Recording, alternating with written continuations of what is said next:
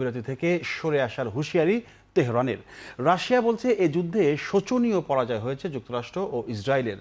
বিজয় অর্জন নিয়ে ট্রাম্পের গর্বকে চূর্ণ করেছেন মার্কিন সিনেটর চাক শুমার। সেই সঙ্গে নেতানিয়াহুকে এক হাত দিয়েছেন ইসরায়েলের বিরোধী দলীয় নেতা ইয়ার লাপিদ।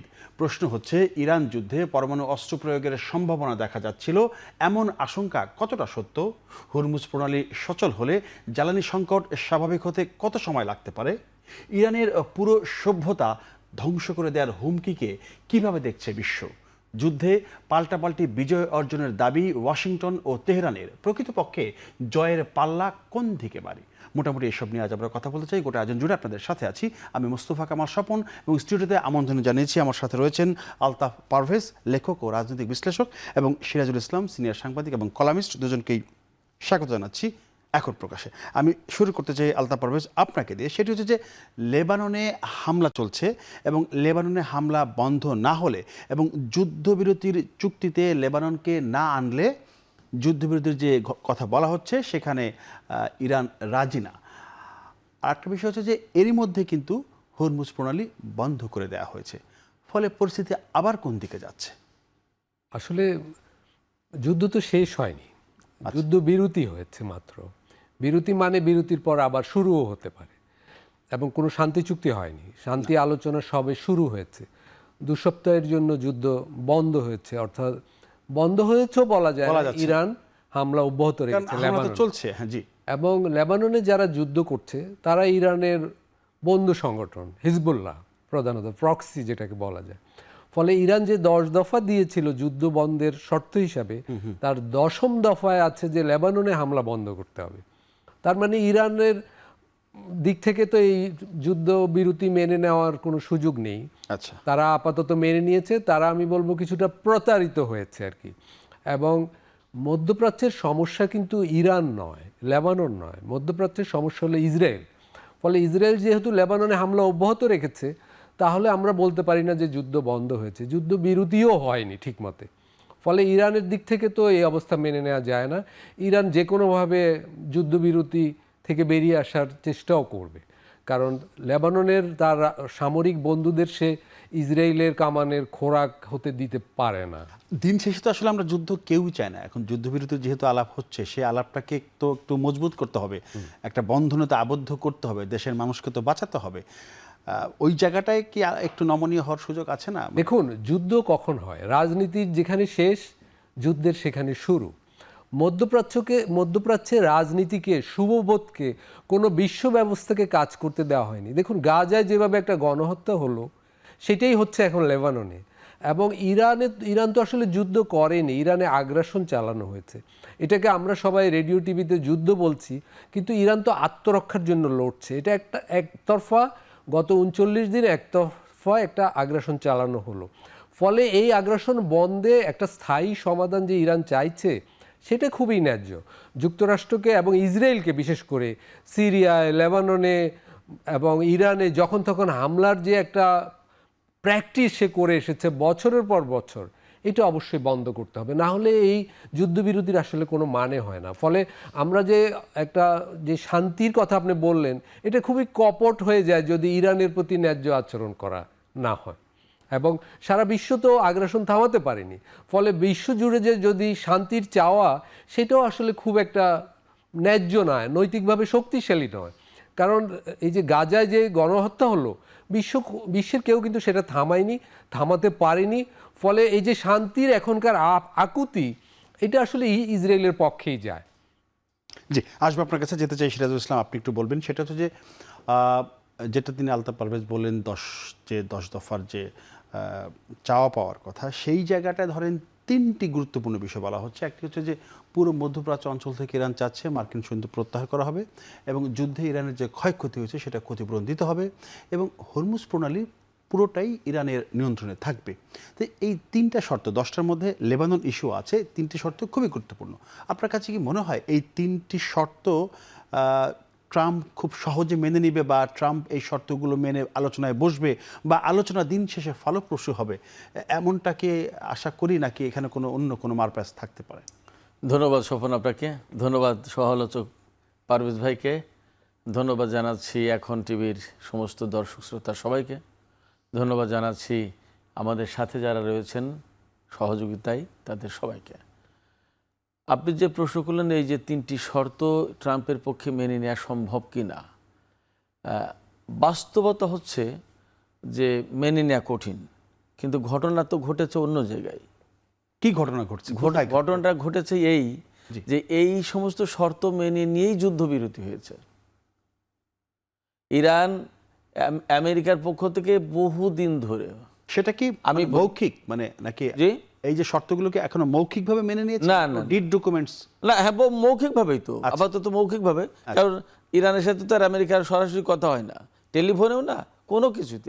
কোনো বৈঠক হলেও তো কাতার এখানে ভূমিকা রাখছে, যে পাকিস্তান এবং পাকিস্তান মেইনলি ভূমিকা রেখেছে, তার মাধ্যমে বার্তা চালাচালি হচ্ছিল। এখানে কয়েকদিন ধরে কয়েকবার আমেরিকার পক্ষ থেকে মেসেজ দেওয়া হয়েছে ইরানকে, এবং আমরা সবাই জানি যে 15 দফায় আমেরিকার পক্ষ থেকে দিয়েছিল যে এই 15 দফার ভিত্তিতে যুদ্ধবিরতি করতে হবে। ইরান তো কোনো সময় সেই সমস্তগুলো পাত্তা দেয়নি, এবং ওই 15 দফা বলছে যেটা একটাও গ্রহণ করা হবে না, এবং সেই গ্রহণ করা হবে না বলে কিন্তু এতদিন যুদ্ধ চলছিল। যুদ্ধের যখন একটা খুব সিরিয়াস অবস্থা, এবং ডোনাল্ড ট্রাম্প ইরানের সভ্যতা মুছে দেওয়ার হুমকি দিলেন, তো সেই সময় যখন সভ্যতা মুছে দেওয়ার হুমকি দিচ্ছেন তখন আমেরিকার সামনে কিন্তু পরমাণু বোমা ব্যবহার করা ছাড়া আর কোনো পথ ছিল না। মানে কিন্তু সেটা করলে তার পক্ষে করা আদৌ সম্ভব ছিল কিনা সেটাও একটা প্রশ্ন, কারণ আমেরিকার পক্ষ থেকে তার সাপোর্ট নেই ট্রাম্পের উপরে। এমনকি না, এটা তো হোয়াইট হাউস পরিষ্কার করেছে, হোয়াইট হাউস তো বলেছে যে এটা আমাদের কোনো পরিকল্পনা নেই। That's good. যদি থেকে ছিল, তার পরিকল্পনা বাস্তবায়নের জন্য সেনাবাহিনী প্রস্তুত ছিল না, এবং ওই ধরনের কাজ করতে গেলে সেনাবাহিনীতে বিদ্রোহ হতে পারত, অনেক জটিলতার মুখে ছিল ডোনাল্ড ট্রাম্প। যার কারণে ডোনাল্ড ট্রাম্প আর যখন কুলকিনারা পায়নি, তখন উনি ইরানকে কি মেসেজ দিতে হবে বা কি বলে এই যুদ্ধবিরতি হয়েছে এইটা ড্রাফট করে দিয়েছে আমেরিকার পক্ষ থেকে পাকিস্তানের প্রধানমন্ত্রী শাহবাজ শরীফকে, এবং এটা প্রকাশ হয়ে গেছে। সেই ড্রাফট কপি পেস্ট করে শাহবাজ শরীফ টুইট মেরে দিয়েছে যে এটা যুদ্ধবিরতি হয়েছে আমেরিকার প্রস্তাবে, ইরানের পক্ষ থেকে আমেরিকাকে প্রস্তাব দেওয়া হয়েছে, এবং এই ঘটনা। কিন্তু বাস্তব কথা হচ্ছে, আমি বলি বাস্তব কথা হচ্ছে ইরান কোনো মতেই আমেরিকার কোনো শর্তে যুদ্ধবিরতিতে রাজি ছিল না। যুদ্ধ ওই দিন সভ্যতা ধ্বংস হবে কি হবে না সেটা দেখতেই চেয়েছিল ইরান তো ইরানের মানুষ তো রাতভর তারা রাজপথে ছিল, দেখতেই চেয়েছিল যে সভ্যতা কেমনে মুছে দেয় পৃথিবী থেকে, এটা আমরা দেখতে চাই। এবং এটা তো কোনো কথার কথা ছিল না, এবং ওই দিনে যে যুদ্ধ শুরু হয়েছিল তাও না, এর আগে 38 দিন যুদ্ধ করে এসেছিল। ফলে ইরানের পক্ষে এইটা মোকাবেলার সম্পূর্ণ প্রস্তুতি ছিল, এবং পরমাণু বোমা ব্যবহার করলেও এর বিপরীতে কি হবে সেই পরিকল্পনাও ইরানের হাতে ছিল। তো এই রকম জায়গায় ইরানের পক্ষ থেকে বক্তব্য দেওয়া হয়েছিল। ডোনাল্ড ট্রাম্প কান্নাকাটি করেছে পাকিস্তানের কাছে যে আমাদের এই যুদ্ধ থামানোর ব্যবস্থা করো, আমার ইজ্জত যায়, আমার ক্ষমতা যায়, সব যায়। তখন ইরানের কাছে এই সুপারিশ করেছে পাকিস্তানের পক্ষ থেকে যুদ্ধ বন্ধ করার ব্যবস্থা কি। তখন ইরান বলছে আমার ওই 10 দফায় সই, ওই 10 দফা মানলে তবে। এবং ইরান পরিষ্কার করে বলেছে এই 10 দফার ভিত্তিতে আলোচনা হবে, এবং ডোনাল্ড ট্রাম্প তখন বলছে যে এই 10 দফা গ্রহণযোগ্য, মানে এটার ভিত্তিতে আলোচনা হতে পারে। সেটা মেনে নেওয়ার পরে যুদ্ধবিরতি হয়েছে, এবং সেই যুদ্ধবিরতির প্রেক্ষাপটে আগামীকালকে ইসলামাবাদে বৈঠক হওয়ার কথা। বৈঠক সফল হবে কিনা, আরও ফার্দার কিছু হবে কিনা আমরা জানি না, কিন্তু যে প্রচারণা এখন চালাচ্ছে আমেরিকার পক্ষ থেকে, এটা গার্বেজে ফেলে দেওয়া, এটা একটা গার্বেজ, এটা ডাস্টবিনে ফেলে দেওয়া হয়েছে, এটা মানবো না, হ্যান না মানলে আসো আবার যুদ্ধ করবে ইরান। যুদ্ধ পরিস্থিতি যেখানে গেছে সেখান থেকে ইরান কোনো মতেই সরবে না। ওই 10 দফার ভিত্তিতেই সমস্ত কার্যক্রম, আগামী দিনে সমস্ত কার্যক্রমগুলো সম্পন্ন করতে হবে, তা না হলে ইরান মানবে না। 10 দফা না মানলে যুদ্ধবিরতি হবে না। আর আপনি যে 3টার কথা বলেন, এই 3টা যদি টোটাল দফার সবচেয়ে গুরুত্বপূর্ণ হয়, এর একটাও ছাড় দেবে না। হরমুজ প্রণালী থেকে ইরান ঘোষণা দিয়েছে যে হরমুজ প্রণালী আগের অবস্থায় আর ফিরে যাবে না, ওটাই ফাইনাল। আলতাফ পারভেজ, আপনার কাছে আপনি একটু বলবেন, সিরাজ ভাই যেটা বলছিলেন যে পুরো সভ্যতা ধ্বংস করে দেওয়ার যে ট্রাম্পের যে হুমকি, এবং ট্রাম্পের যে পোস্ট, কড়া ভাষায় যে পোস্ট তিনি দিয়েছেন, ভেনেজুয়েলা থেকে মাদুরোকে তুলে আনা, এগুলো আসলে কিসের ইঙ্গিত দেয়? মানে উনি কড়া ভাষায় কথা বলবেন, উনি একটা সভ্যতাকে ধ্বংস করে দেওয়ার হুমকি দিবেন, ভেনেজুয়েলা থেকে মাদুরোকে তুলে আনবেন, মানে কিসের ইঙ্গিত? এগুলা আসলে অনেকগুলো উপাদান কাজ করছে। একটা হলো, প্রথম বিষয় হলো বিশ্বে এখন আর কোনো বিশ্ব ব্যবস্থা বলে কিছু থাকছে না, জাতিসংঘের কোনো ভূমিকা থাকছে না। আপনি দেখুন এবারের যুদ্ধে জাতিসংঘের কোনো ভূমিকা নেই। ওআইসি বলে যে একটা সংস্থা আছে, এর কোনো ভূমিকা নেই। ভেনেজুয়েলায় প্রেসিডেন্টকে তুলে আনা হলো, সারা বিশ্ব শুধু দর্শক হিসাবে তাকিয়ে রইল। কিউবায় যে গত 50 বছর ধরে অবরোধ করে রাখা হয়েছে, এই যুদ্ধের আড়ালে কিউবার বিরুদ্ধেও যুদ্ধ চলছে, বিশ্ব কিছু করতে পারছে না। এই যে বিশ্ব ব্যবস্থা ধ্বংস করে আমেরিকা সারা পৃথিবীতে যে একটা সন্ত্রাসের রাজত্ব কায়েম করেছে, এইটা হলো একটা বড় দিক, চলমান ঘটনা বলি। আগামীতেও তারা এই ধরনের কাজ করবে, যেই সব দেশকে তারা পছন্দ করবে না তার বিরুদ্ধে। দ্বিতীয়ত, ইরানে আগ্রাসন চালানোর ক্ষেত্রে ধর্ম এবং জাতিগত শ্রেষ্ঠত্ববাদের একটা ভূমিকা আছে।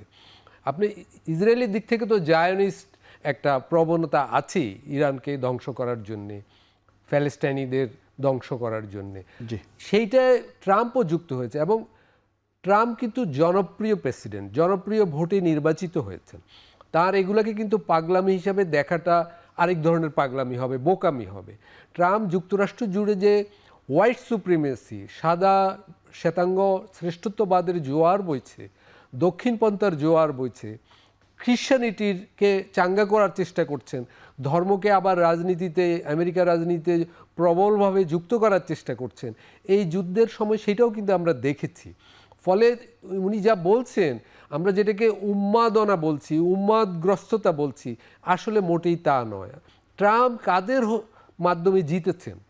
আমেরিকা যারা যুদ্ধের সরঞ্জামের বড় বড় উৎপাদক, বড় বড় ব্যবসায়ী, এরা ট্রাম্পকে মদত দিয়েছে। এই যুদ্ধের ভিতর দিয়ে কিন্তু ওরা বিপুলভাবে লাভবান হয়েছে। আপনি স্টক মার্কেটে ওইসব যুদ্ধ সরঞ্জাম উৎপাদনকারী কোম্পানিগুলোর স্টক দেখেন, তারা গত 20 বছরেও এত লাভবান হয়নি, গত 2 মাসে তারা যেই 40 দিনের যুদ্ধে যেই অর্জন করেছে। এবং উপসাগরীয় দেশগুলোর কাছে আবার ওরাই যে অস্ত্র বিক্রি করবে এবং তাদের ক্ষতি পুষিয়ে নেবে, এই ক্ষতি পুষিয়ে দিবে অর্থের বিনিময়ে। ফলে ট্রাম্প কিন্তু পাগলের প্রলাপ বলছে না, বা যুদ্ধটা কিন্তু খেয়াল খুশিতে শুরু করেনি। অত্যন্ত অর্থনীতির জায়গা থেকে, রাজনীতির জায়গা থেকে অত্যন্ত হিসেবি যুদ্ধ করেছে। কিন্তু কিছু কিছু লক্ষ্য সে পূরণ করতে পারেনি, কিছু কিছু জায়গায় ব্যর্থ হয়েছে, কিন্তু অনেক লক্ষ্যে সে সফল হয়েছে। তার একটা প্রধান লক্ষ্য ছিল ইসরায়েলকে আরও বেশি নিরাপদ করা, ইরানকে ধ্বংস করে, ইরানের রাজনৈতিক নেতৃত্বকে ধ্বংস করে, ইরানের সামরিক সক্ষমতাকে কমিয়ে দিয়ে। সেটা কি সম্ভব হয়েছে? সেগুলো অনেক ক্ষেত্রে সফল হয়েছে। আপনি দেখুন ইরানের প্রথম এবং দ্বিতীয় সারির রাজনীতিক এবং সামরিক নেতৃত্ব প্রায় সবাই নিহত হয়েছেন, বা অনেকাংশে নিহত হয়েছেন, বেশিরভাগই। এবং ইরানে যে অবকাঠামোগত ক্ষতি হলো, ইরানকে কাটিয়ে উঠতে এটা 10-20 বছর লেগে যাবে। এই সময়টা তো ইসরায়েলের জন্য সুখকর। ফলে ইসরায়েলের স্বার্থ দেখা একটা বড় লক্ষ্য ছিল, এবং এখন ইরানে যেই নেতৃত্ব তুলে আনার চেষ্টা করা হবে, আপনি দেখুন বাছাই করা, ইরানে মধ্যপন্থীদের হত্যা করা হয়নি, মূলত কট্টরপন্থীদের হত্যা করা হয়েছে। এখন যেই সরকারকে তুলে আনার চেষ্টা করা হবে, যারা আলাপ আলোচনা হয়তো একটা পজিটিভ রোল প্লে করবেন, পজিটিভ আমি বলছি আমেরিকার স্বার্থের জায়গা থেকে। ফলে এই লক্ষ্যগুলো অর্জিত হয়েছে। আবার ক্ষতির দিক হলো, উপসাগরীয় দেশগুলো এই প্রথম বুঝতে পারলো যে আমেরিকা তাদের জন্য যথেষ্ট নয়, আমেরিকা তাদের নিরাপত্তা দিতে পারছে না। কিন্তু এই দেশগুলোর আর, এই দেশগুলোতে যে পুতুল সরকারগুলো রয়েছে, তাদের আর কোনো গতি নেই, তারা আবার আমেরিকারই দ্বারস্থ হবে, আমেরিকার থেকে অস্ত্র কিনবে, এবং ট্রাম্পের যে পেছনে যে ব্যবসায়ী সমাজ রয়েছে, তারা সেগুলো থেকে লাভবান হবে। জি, সিরাজ ভাই, আপনি একটু বলবেন। সেটি হচ্ছে যে আলতাফ পারভেজ বলছিলেন যে এই যুদ্ধে ধর্মকে ব্যবহার করা হয়েছে, ক্রিশ্চিয়ানিটি, জায়নিস্টের কথা তিনি বলেছেন। এটাকে কি কোনোভাবে আপনি ধর্মযুদ্ধ বলা যায় কিনা, এটা একটা। এই আরেকটা প্রশ্ন দিয়ে রাখি, সেটা হচ্ছে যে এই যুদ্ধে দুই পক্ষই পাল্টাপাল্টি বিজয়ের দাবি করছে। যুদ্ধ তো শেষ হয়নি, বিরতি। তো দুই পক্ষ বলছে তারা বিজয় হয়েছে। আসলে বিজয়ের পাল্লাটা কোন দিকে ভারী? আর ধর্মযুদ্ধের ব্যাপার যদি কোনো মন্তব্য করেন। আমি বলি প্রথমে যে এটা ধর্মযুদ্ধ না। ধর্মযুদ্ধ না এই অর্থে যে সরাসরি কেউ এ পাশে জিহাদের ডাক দেয়নি আর ও পাশে ক্রুসেডের ডাক দেয়নি, কিন্তু ধর্মকে ব্যবহার করা হয়েছে, ধর্মীয় ফিলিংসটা দেওয়ার চেষ্টা করা হয়েছে। বিশেষ করে নেতানিয়াহু এই যুদ্ধ শুরুর আগেই ডোনাল্ড ট্রাম্পকে এইভাবে বলেছেন যে এই দুনিয়ার শেষ জামানা ধর্ম বিশ্বাস করে তো, এবং ইহুদি ধর্ম আর ইসলাম ধর্ম খুব কাছাকাছি। কাছাকাছি তো ওরা তৌরাত বিশ্বাস করে, আমরা কোরআন বিশ্বাস করি। যদিও আমরা তৌরাতকেও ধারণ করি আমরা, ধর্মীয় গ্রন্থ, আল্লাহর পক্ষ থেকে পাঠানো ধর্মগ্রন্থ হিসেবে আমরা শ্রদ্ধা করি। ওটা আসমানি কিতাব, তিনটে মিলেই তো আল হ্যাঁ, কোরআন এসেছে। তো জি। এই শেষ জামানায় একজন খুব খারাপ শাসক আসবে, সেই খারাপ শাসককে একজন খুব ভালো রাজা, গ্রেট কিং, সে হত্যা করবে। এই নেতানিয়াহু ডোনাল্ড ট্রাম্পকে বলেছেন যে আপনি সেই গ্রেট কিং, এবং এইভাবে বুঝিয়েছে। আচ্ছা। ইরানের সর্বোচ্চ নেতা হচ্ছে সেই খারাপ শাসক, এভিল এম্পেরর বা এভিল অ্যাডমিনিস্ট্রেটর, শাসক বলতে যা বোঝাই, তাকে হত্যা করবে একজন গ্রেট কিং, আপনি হচ্ছেন সেই গ্রেট কিং। এবং ডোনাল্ড ট্রাম্প তার কথাই রাজি হয়েছে। ধর্মের আবরণ দেওয়া হয়েছে এখানে। আচ্ছা, ডোনাল্ড ট্রাম্প বারবার এই ধর্ম এই যুদ্ধের সাথে ক্রিশ্চিয়ানিটির একটা সম্পর্ক সেট করার চেষ্টা করেছে। পোপ, রোম থেকে পোপ সরাসরি বিবৃতি দিয়েছে, নো, এটা কোনো মতেই ধর্মযুদ্ধ না। তখন এই গতকালকে হোয়াইট হাউস থেকে আবার পোপের বিরুদ্ধে বলছে যে তোমার তো এই সমস্ত কাম কাজ না, তুমি তোমার জায়গায় থাকো, ধমক দিয়েছেন। যদিও পোপকে সারা খ্রিস্টান বিশ্ব তাকে ধর্মগুরু, সবাই ধর্মগুরু হিসেবে মানে, কিন্তু ডোনাল্ড ট্রাম্প তার স্বার্থের বাইরে যখন কথা বলেছে পোপ, তখন তাকে ধমক দিয়েছে। ফলে এটা ধর্মযুদ্ধ আমাদের কাছে না, কিন্তু তারা ধর্মযুদ্ধ এইভাবে রূপ দেওয়ার চেষ্টা করেছে জনগণের সমর্থন পাওয়ার জন্য। পুরো খ্রিস্টান বিশ্বর, পশ্চিমা বিশ্ব তো মূলত খ্রিস্টান জগৎ, এই জগৎটার সমর্থন আদায় করার জন্য সে নেটোর সমর্থন পাওয়ার চেষ্টা করেছে, পারেনি। ইউরোপীয় ইউনিয়নের সমর্থন পাওয়ার চেষ্টা করেছে, পারেনি। সারা বিশ্বে পুঁজিবাদী বিশ্ব ব্যবস্থা যেটা, এর সমর্থন পাওয়ার চেষ্টা করেছে, পায়নি। তখন এই ধর্মকে ব্যবহার করে খ্রিস্টান জগতের একটা সাপোর্ট পাওয়ার চেষ্টা করেছে, বাট সেটাও পায়নি। এটা গেল ধর্মের বিষয়টা। আর দ্বিতীয় জয়ের পাল্লা কার দিকে ভারী? দুপক্ষই দাবি এখানে জয়ের পাল্লা ডেফিনেটলি ইরানের দিকেই ভারী বলবো, এই অর্থে যে এই যুদ্ধটা যে লক্ষ্যকে ঘোষণা দিয়ে, আমি আলতাফ পারভেজ ভাইয়ের সাথে একদম খুবই একমত যে এটা যুদ্ধ আমরা আসলে বলছি কেন, এটা তো আগ্রাসন, এটা তো সন্ত্রাসবাদী কর্মকাণ্ড, এটা তো খুন করার চেষ্টা, একের প্রকাশ্য খুনই তো ডোনাল্ড ট্রাম্প এবং নেতানিয়াহু। একদম একটা দেশের নির্বাচিত সরকার, তাদের জনপ্রতিনিধি, তাদেরকে হত্যা করেছে, সেনাবাহিনীর কর্মকর্তাদেরকে হত্যা করেছে, মন্ত্রী মিনিস্টারদেরকে হত্যা করেছে, একেবারে খুনই তো সে। তো এই খুন করতে এসেছে, যে অন্যায় অপরাধ করেছে, এবং তারা যে লক্ষ্য নির্ধারণ করেছিল যে ইরানের সরকার পরিবর্তন করবে, যদিও তাদের এই অধিকার নেই, তাদের এটা করার কথা না, পৃথিবীর কেউ তাদের এই দায়িত্ব দেয়নি। এটা পারেনি। দুই হচ্ছে হরমুজ প্রণালী যুদ্ধের পরে হরমুজ প্রণালী খুলে দেয় একদম পুরোপুরিভাবে, সেটাও পারেনি। এরপরে আরও কি যে সমস্ত লক্ষ্য ছিল তার একটাও অর্জিত হয়নি। ভিতরে যা করতে পেরেছে সেটা হচ্ছে বহু সংখ্যক মানুষকে হত্যা করেছে। সে মানুষ ইরানের রাজনীতিবিদদের, সেনা কর্মকর্তাদের, বিজ্ঞানী, ইঞ্জিনিয়ার, বিভিন্ন পর্যায়ের লোক যেমন হত্যা করেছে, তেমনি মিনাব শহরের একদম ছোট শিশু বাচ্চাদেরকে হত্যা করেছে, নারীদেরকে হত্যা করেছে। এবং আমরা যা 2000, 2500, 3000 মানুষ মারা যেতে দেখলাম ইরানে, তার ম্যাক্সিমামই বেসামরিক লোকজন এবং অরক্ষিত লোকজন, তাদেরকে হত্যা করেছে পরিকল্পিতভাবে। এবং প্রথম দিনে যে মিনাব শহরে যে স্কুল, গার্লস স্কুলে হত্যা করেছে, এটা কি, তাই না? এবং একদম দিনের আলোয় যুদ্ধ শুরুতেই এগুলো করে কি করতে চেয়েছিল তারা? ইরানের জনগণকে সরকারের বিরুদ্ধে খেপিয়ে তুলতে চেয়েছিল, যে আরে এই সরকারের কারণে তো আমাদের এই সরকারকে বিদায় দেওয়া দরকার, কিন্তু বিধি বা আম। আচ্ছা, সেটা হয়নি। বরং ইরানের জনগণ অসম্ভব রকমের সমর্থন নিয়ে এই 40 দিন ধরে রাস্তায় রয়েছে, সারা রাত জেগে মিছিল করে, বিক্ষোভ করে, সমাবেশ করে, ইরানের সরকারের প্রতি সমর্থন জানায়, এই যুদ্ধের বিরোধিতা করে। এবং এই যুদ্ধে যারা খুনি, যারা এই যুদ্ধ চাপিয়ে দিয়েছে, আগ্রাসী, এরা তো মাস্তান, এরা তো ছিনতাইকারী, চোর। এই আপনার ইস্পাহান থেকে, নাতানজ থেকে, পরমাণু স্থাপনা থেকে তো সমৃদ্ধ ইউরেনিয়াম চুরি করতে ওই অভিযান চালিয়েছিল। এটা চোর হতো, কিন্তু এই চোর, খুনি, মাস্তান, ডাকাত, অপহরণকারী মাদুরোকে অপহরণ করেছে। এই দাবি নাকচ করেছে আবার যুক্তরাষ্ট্র, যে না, তারা আসলে ইউরেনিয়াম চুরি করতে যায়নি। না, এর মিথ্যে কথা, মিথ্যুক হতো। আপনি এখন যা বলেন এটা মিথ্যুক, ডোনাল্ড ট্রাম্প একটা মিথ্যুক। ভিতরে কি সিরাজুল ইসলাম ভাই বলছিলেন যে এই যুদ্ধে নেটো বলেন বা ইউরোপীয় ইউনিয়ন, বিশ্ব পুঁজিবাদী ব্যবস্থা, কারোরই সহযোগিতা যুক্তরাষ্ট্র পায়নি। কিন্তু এর আগে যখন কোনো সংকট এসেছে সবাই পাশে দাঁড়িয়েছে, তারা সেখান থেকে দ্রুত রেজাল্ট বের করেছে। কিন্তু এইবার তেমনটা হলো না, কারণটা কি? দেখুন, যুক্তরাষ্ট্র যে ইরানে আক্রমণের সিদ্ধান্ত নিয়েছিল সেটা এককভাবে নিয়েছিল, ইসরায়েলের স্বার্থে নিয়েছিল। ইউরোপীয় ইউনিয়ন গাজা যুদ্ধের পরে আরেকটি এ ধরনের অমানবিক আগ্রাসনে যুক্ত হতে চায়নি, ন্যাটোর সদস্যরাও যুক্ত হতে চায়নি। এটা হলো ওইটার একটা ব্যাখ্যা। কিন্তু আমি বলবো যে এই যুদ্ধে যে তারা তো দীর্ঘদিনের মিত্র। কিন্তু ইউরোপীয় ইউনিয়নের তো একটা স্বাধীন সিদ্ধান্ত গ্রহণের সুযোগ আছে, নিয়েছে তারা। ন্যাটো এই ধরনের একটা ন্যাক্কারজনক আগ্রাসনে, বিশেষ করে যুক্তরাষ্ট্র যখন পারমাণবিক হামলা চালানোর ইঙ্গিত দিচ্ছিল, সেটা তারা যুক্ত হতে চায়নি, কারণ এটা তো ইতিহাসে একটা কলঙ্কিত হয়ে থাকার ব্যাপার আছে। এবং ইরানে যেভাবে বেসামরিক ব্যক্তিদের হত্যা করা হচ্ছিল, বাচ্চাদের হত্যা করা হচ্ছিল, এটা তো এক ধরনের যুদ্ধাপরাধ। ইউরোপীয় ইউনিয়নের নেতারা এটাও যুক্ত হতে চায়নি। কিন্তু এই যুদ্ধে যেভাবে বলা হচ্ছে এখন, বিশ্লেষণের ক্ষেত্রে অনেক আবেগ সারা পৃথিবী দেখা যাচ্ছে। যুক্তরাষ্ট্র কিন্তু তার লক্ষ্য সবগুলোতে যে ব্যর্থ হয়েছে তা কিন্তু নয়।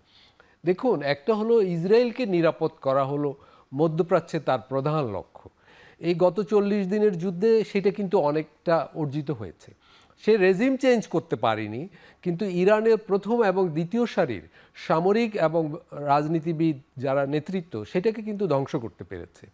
ফলে কিছু কিছু লক্ষ্য অর্জিত হয়েছে। এবং ইরান দেখুন, চীনের এবং রাশিয়ার যেসব অস্ত্র কিনেছিল বা ব্যবহার করেছে, বা তার যে নিজস্ব অস্ত্র, সেগুলো কিন্তু যুক্তরাষ্ট্রের হামলা খুব একটা রুখতে পারেনি।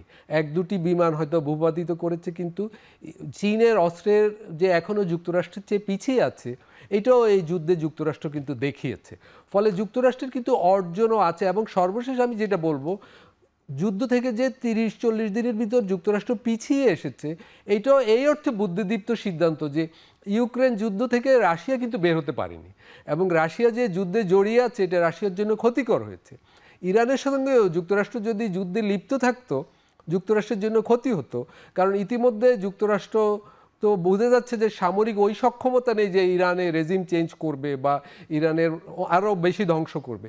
ফলে যুক্তরাষ্ট্র খুব দ্রুতই 40 দিনের ভিতর ফিরে এসেছে। জি, সিরাজ ইসলাম, আপনি একটু বলবেন, আপনি এর আগে হরমুজ প্রণালী নিয়ে বেশ কিছু কথা বলেছেন। তেল এখন তো ধরেন আমরা জানি যে মধ্যপ্রাচ্যই তেলের সবচেয়ে বড় সরবরাহকারী একটা অঞ্চল। এখন ইরানের যুদ্ধ হওয়ার কারণে কিন্তু সারা বিশ্বেই কিন্তু তেলের একটা অস্থিরতা চলছে। ধরেন একটু পজিটিভ আলোচনা করতে চাই, সেটা হচ্ছে হরমুজ প্রণালী যদি সচল হয়ে যায়, তাহলে এই যে বৈশ্বিক যে অস্থিরতা চলছে জ্বালানি তেলের, সেটা ঠিক হতে ঠিক কতদিন লাগতে পারে? খুবই গুরুত্বপূর্ণ একটা প্রশ্ন। আমি এই প্রশ্ন জবাব দেওয়ার আগে আমি একটু বলি, আলতাফ পারভেজ ভাইয়ের সাথে আমি একটু বিনয়ের সাথে দ্বিমত করি যে আসলে আমেরিকায় ইসরায়েলকে নিরাপদ করতে যেটা চেয়েছিল, নিরাপদ হয়নি ইসরায়েল, বরং ঘোমটা খুলে গেছে। কার ঘোমটা খুললো?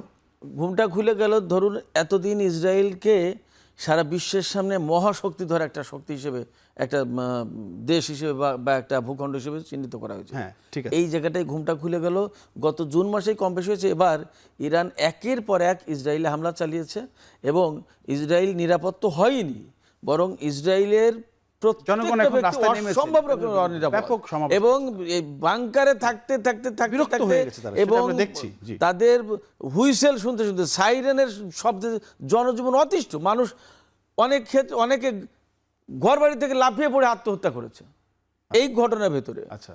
এবং আপনারা দেখতেই পাচ্ছি তার নিরাপত্তা, তার মোসাদের হেডকোয়ার্টারে হামলা হয়েছে, তার যে বিজ্ঞান গবেষণাগারে হামলা হয়েছে, তার সংসদে হামলা হয়েছে, নেতানিয়াহুর বাড়িতে হামলা হয়েছে, হাইফার এয়ারপোর্টে হামলা হয়েছে, সমস্ত জায়গায়, সব জায়গায় হামলা হয়েছে।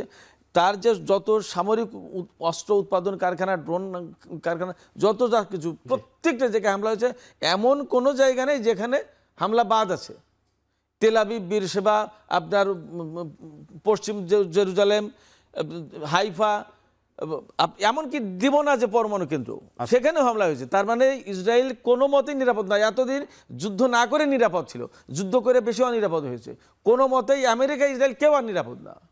এবং এগুলো কোনো আবেগী বক্তব্য না, দিস ইজ রিয়ালিটি, এবং এটা ফ্যাক্ট, এটা আবেগী না। ইরানকে মানে ইরানের সামনে তাদের নিজেদের দুর্বলতা নিজেরা প্রকাশ করেছে এই যুদ্ধ করে। যুদ্ধ না করলে এতদিন আমেরিকা এবং ইসরায়েল মহাশক্তিধর হিসেবে ছিল। এবং আমি বলছি যা সিচুয়েশন তাতে ইসরায়েল আমেরিকা কেউ তাদের অবস্থানে আর থাকবে না। জি, যা পৃথিবীর যে পরিবর্তন মধ্যপ্রাচ্যে, এমনকি মধ্যপ্রাচ্যে আমেরিকার ঘাঁটি এবং আরব দেশগুলোর সাথে যে সখ্যতা এতদিন ছিল, যে তেলের রমরমা সেই সম্পর্কে চিট ধরেছে, এটা কিছুই বোঝা থাকবে না, যাচ্ছে। সমস্ত সবকিছু পাল্টে যাবে। হাফিজ ভাইকে জানতে চাচ্ছিলাম যে এই যুদ্ধে মানে ইরানের অর্জনটা কি? অনেকে বলেন যে আমেরিকা এবং ইসরায়েলের মতো শক্তিধর রাষ্ট্রের সাথে এই যে 40 দিন টিকে থাকা এবং তাদেরও ক্ষতিগ্রস্ত করা, এটাই একটা বড় অর্জন। এছাড়া আর কি মানে? না, এটা অবশ্যই বড় অর্জন, এবং ইরানের জন্য তো আত্মরক্ষার অধিকার আছে। এই আত্মমর্যাদা রক্ষা তো করতে হবে তাকে, এটা তার অধিকার, সে নিজেকে রক্ষা করবে, এটা ঠিক আছে। কিন্তু আমরা যদি একটু পেছন ফিরে যাই, ইরানের যে বর্তমান সরকার, যে বর্তমান রাজনৈতিক ব্যবস্থা, যারা গত প্রায় কয়েক দশক ধরে ইসরায়েল এবং 47 years at least হ্যাঁ বলা যুক্তরাষ্ট্রের সাথে এক ধরনের প্রতিদ্বন্দ্বিতায় আছে, সংঘাতে আছে, এই সংঘাতের মধ্য দিয়ে ইরানের এই বর্তমান রেজিম ব্যবস্থা বা নেতৃত্ব কি অর্জন করলো, এই সরকারের অর্জন কি?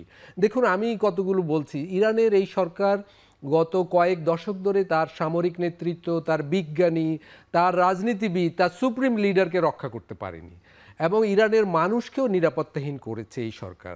ইরানের মানুষ তো মারা যাচ্ছে বেশুমার যুক্তরাষ্ট্র এবং ইসরায়েলের সাথে সংঘাতে। শুধু তাই নয়, তারা সিরিয়ার সরকারকে সমর্থন দিতে যেয়ে সেই সরকার উৎখাত হয়ে গেছে। তারা হিজবুল্লাহকে মদদ দিতে যেয়ে লেবাননেও যুদ্ধ লাগিয়ে দিয়েছে, লেবানন প্রায় সিরিয়ার গাজার মতো হয়ে গেছে। তারা বিভিন্ন জায়গায় যে প্রক্সিগুলো গড়ে তুলেছিল ইরাকে, সিরিয়ায়, লেবাননে, প্রত্যেকটা কিন্তু ফেইল্ড স্টেটে পরিণত হয়েছে। এবং ইরানের জনগণ এই যুদ্ধে সরকারকে সমর্থন করছে আত্মরক্ষার জন্য, আত্মসম্মানের জন্য, সাম্রাজ্যবাদের বিরুদ্ধে। কিন্তু এর মানে এই নয় যে এই মানে সরকারকে, কর্তৃত্ববাদী সরকারকে তারা রাজনৈতিকভাবে সমর্থন করছে। ফলে এই যে কট্টরপন্থীদের যে ভূমিকা গত 2 দশকে ইরানে, বা 3 দশকে, 4 দশকে, ইরানের এইটাও রিভিউ করা উচিত। ইরান আজকে যুক্তরাষ্ট্রের বিরুদ্ধে 40 দিন যুদ্ধ করে টিকে আছে, এটার জন্য অভিনন্দন পাওয়ার যোগ্য। কিন্তু এই যে টিকে থাকা, এই যে যুদ্ধ গত কয়েক দশক ধরে তারা যে যুদ্ধ করছে মধ্যপ্রাচ্য জুড়ে, তারা যে বিভিন্ন গেরিলা বাহিনী গড়ে তুলেছে, প্রক্সি গ্রুপ গড়ে তুলেছে, এর মধ্যে ফলে যে অন্য দেশগুলোও ক্ষতিগ্রস্ত হচ্ছে, এই নীতিটা আমার মনে হয় নতুন করে প্রশ্নবিদ্ধ হলো আর কি এবারও। ফিরাজ ভাই, আপনি কোনো বক্তব্য, তার বক্তব্যে আপনি দ্বিমত না একমত যে প্রক্সি স্টেট, প্রক্সি অঞ্চল ভাই যা বলেছেন তা এই জায়গাটা আপনার কোনো বক্তব্য আছে? পারভেজ ভাই মতামত দিয়েছেন এই ব্যাপারে, যদি আমার মতামত দিতে হয় তাহলে আমি বলবো পারভেজ ভাই যা বলছেন এই চিন্তাটাই রিভিউ করা দরকার ওনার, এটা ভুল চিন্তা। কারণ আমেরিকা ইসরায়েল যে কর্তৃত্ববাদী শাসন সারা বিশ্বের উপর চাপিয়ে দিয়েছে, এই বিষয়টাকে রিভার্স করার জন্য ইরান গত 4 দশক ধরে কাজ করেছে।